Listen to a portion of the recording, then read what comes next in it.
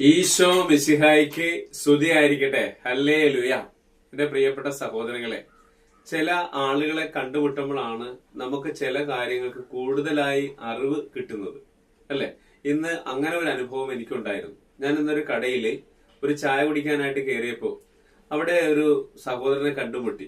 അദ്ദേഹത്തിന് ഷുഗറിന്റെ ഒരു രോഗമുള്ള ഒരു വ്യക്തിയാണ്. അപ്പൊ ആ ചായക്കടയില് ഭക്ഷണം കിട്ടാൻ പ്രയാസപ്പെടുമ്പോൾ അദ്ദേഹം അനുഭവിച്ച ഒരു സങ്കടം എന്നോട് പങ്കുവെച്ചു.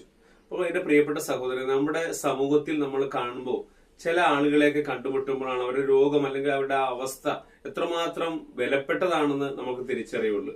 നമ്മൾ ഇതൊന്നും മനസ്സിലാക്കാതെ നമ്മളിങ്ങനെ നടക്കുമ്പോൾ നമ്മുടെ സമീപത്ത്, നമ്മുടെ കൂടെ, നമ്മുടെ കുടുംബത്തിലൊക്കെ ഒരുപാട് പേര് വേദന അനുഭവിക്കുന്നുണ്ടെന്ന് ഓർക്കണം. അതുകൊണ്ട് തന്നെ ഇന്ന് നമ്മൾ ഒരു സ്വർഗസ്നാപിതാവിന്റെ പ്രാർത്ഥന ചൊല്ലി കാഴ്ചവെക്കുന്നത് എല്ലാ ഷുഗർ രോഗമുള്ളവർക്കും എത്രയും വേഗം അവർക്ക് സൗഖ്യമാകാനും കർത്താവ് അവരുടെ ശരീരത്തെ അനുഗ്രഹിക്കുകയും ചെയ്യട്ടെ എന്ന് പ്രാർത്ഥിച്ചുകൊണ്ട്, സ്വർഗസ്നായ ഞങ്ങളുടെ പിതാവേ, അങ്ങയുടെ നാമം പൂജിതമാകണമേ, അങ്ങയുടെ രാജ്യം വരണമേ, അങ്ങയുടെ തിരുമനസ് സ്വർഗത്തിലെ പോലെ ഭൂമിയിലുമാകണമേ, അന്നു വേണ്ടുന്ന ആഹാരം ഇന്ന് ഞങ്ങൾക്ക് തരണമേ, ഞങ്ങളോട് തെറ്റ് ചെയ്യുന്നവരോട് ഞങ്ങൾ ക്ഷമിക്കുന്നത് പോലെ ഞങ്ങളുടെ തെറ്റുകൾ ഞങ്ങളോട് ക്ഷമിക്കണമേ, ഞങ്ങളെ പ്രലോഭനങ്ങളിൽ ഉൾപ്പെടുത്തരുതേ, തിന്മയിൽ ഞങ്ങളെ രക്ഷിച്ചുകൊള്ളണമേ. ഹല്ലേലൂയ. യേശുവേ നന്ദി, യേശുവേ ആരാധന. എന്റെ പ്രിയപ്പെട്ട സഹോദരങ്ങളെ, ഇന്ന് നമ്മൾ ധ്യാനിക്കുന്ന വചനഭാഗം ജെറമിയ പ്രവാചകന്റെ പുസ്തകം 30-ാം അധ്യായം 17-ാമത്തെ തിരുവചനം.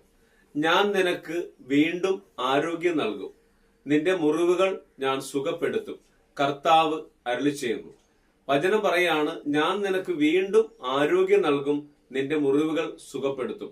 ഈ നിമിഷങ്ങളിൽ ഈ വചനം കേട്ടുകൊണ്ടിരിക്കുന്ന എല്ലാ മക്കളെയും സമർപ്പിച്ച് പ്രാർത്ഥിക്കുന്നു. ഏറെ പ്രത്യേകമായി ഷുഗർ രോഗം മൂലം ശാരീരികമായും മാനസികമായും ബുദ്ധിമുട്ട് അനുഭവിക്കുന്ന എല്ലാ രോഗികളുടെ മേലും ഈ വചനത്തിന്റെ സൗഖ്യം വ്യാപരിക്കട്ടെ എന്ന് പ്രാർത്ഥിക്കുന്നു.